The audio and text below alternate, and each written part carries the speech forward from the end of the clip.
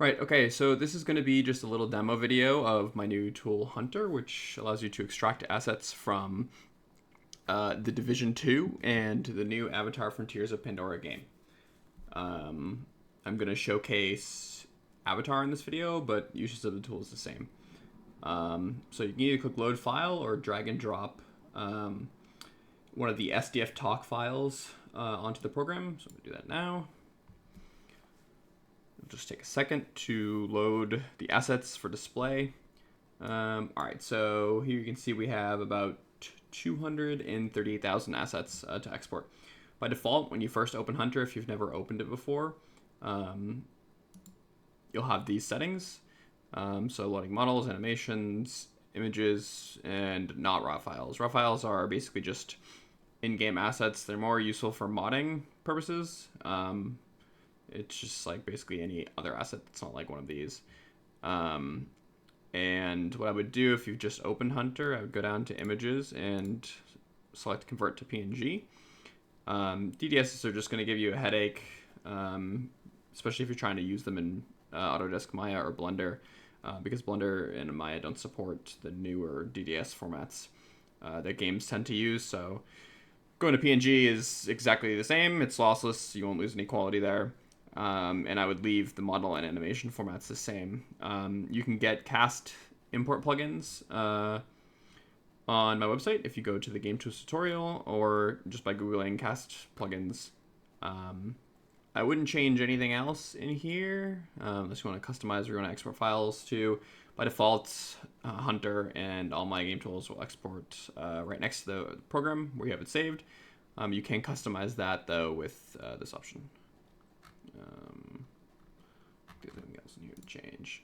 All right, so by default, to export a single asset, you can click on it and double click, and that would export that single asset. Click export as many as you want.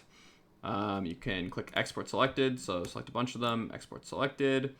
You can click a bunch of them and press E, which will also export any assets that are selected, or you can press export all, which will export all of the assets that are currently in view. You can also narrow down that search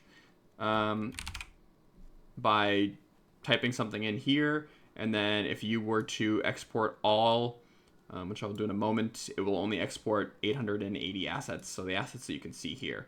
So I'm just going to go ahead and export all of those assets.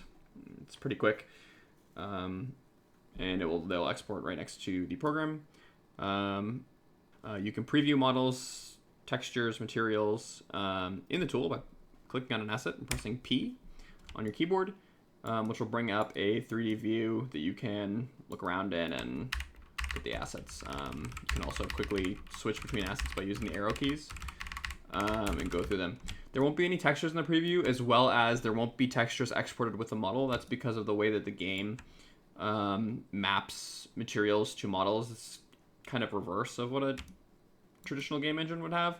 And so they're more complicated to connect. I might work on a fix for this when XDefiant comes out, which will also run on the same engine. So if you click on an image, you can preview an image, scroll in and out, click that. So let's close that, and so let's just quickly go over finding textures for a model.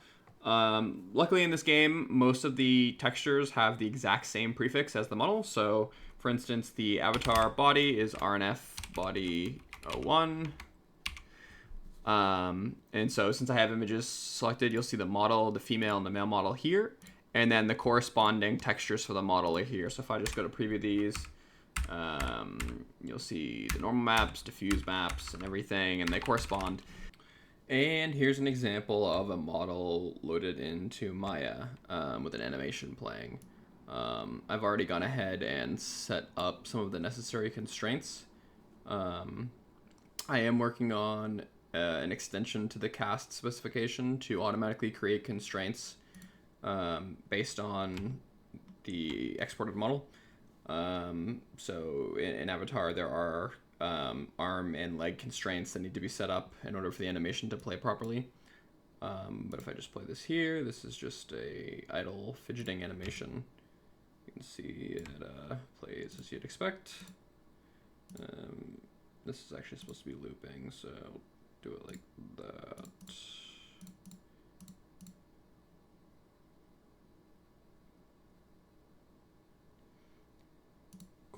All right, so any questions, feel free to join my Discord server on my website. Send me a mention on Twitter, etc. I'm currently working on improvements for these tools and some other tools. And yeah,